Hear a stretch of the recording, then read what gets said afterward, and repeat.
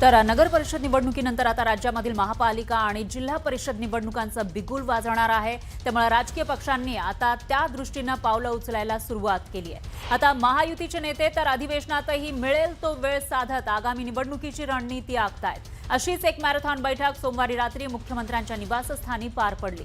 नगर परिषद निवडणुकीमधील हे मतभेद दूर सारत महायुतीने एक पाऊल पुढे टाकण्याची तयारी केल्याचं दिसतंय। येणाऱ्या पालिका निवडणुकीमध्ये महायुती म्हणूनच लढणार असल्याचं या बैठकीमध्ये त्यावर शिक्कामोर्तब करण्यात आल्याची माहिती आहे।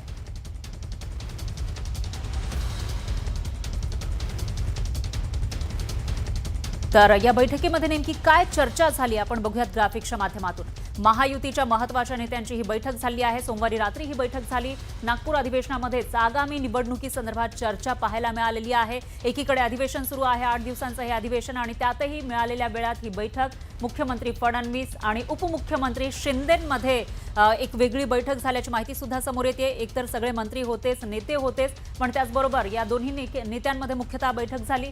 नागपुरातील मुख्यमंत्र्यांच्या निवासस्थानी ही सगळी खलबतं पाहायला मिळाली आहेत। रात्री पहिला दिवस होता अधिवेशनाचा आणि त्या दिवशी कामकाज झाल्यानंतर रात्रीच्या सुमारास ही बैठक झाली आहे।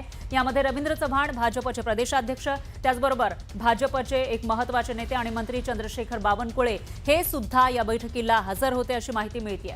याशिवाय बैठकीमध्ये तब्बल 4 तास दिग्गज नेत्यांमध्ये चर्चा झाल्याची माहिती समोर येते।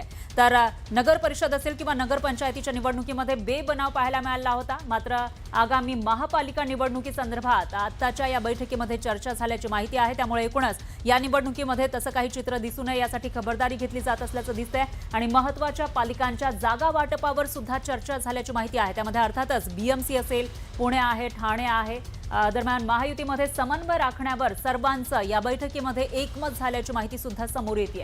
तर मित्र पक्षाचे नेते कार्यकर्त्यांच्या प्रवेशात काळजी घ्या अशा सूचना यावेळेला मुख्यमंत्र्यांनी दिल्याची माहिती आहे आणि महायुती मतभेद होऊ नये याबद्दल मुख्यमंत्र्यांनी या सूचना या सर्व नेत्यांना दिल्याची माहिती आहे।